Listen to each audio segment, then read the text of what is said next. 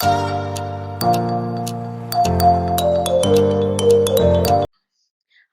and welcome to Super C. Today, let us see a technique of paper folding. This is an important question of NVR. Over here, I have a question. Say, if I have a paper and it is folded as shown, what will it look like if I open it?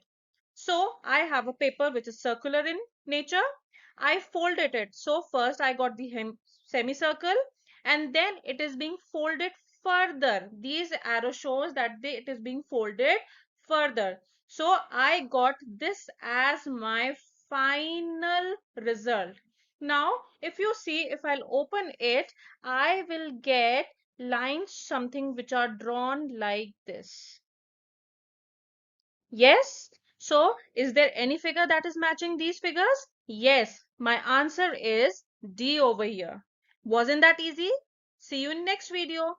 Bye bye.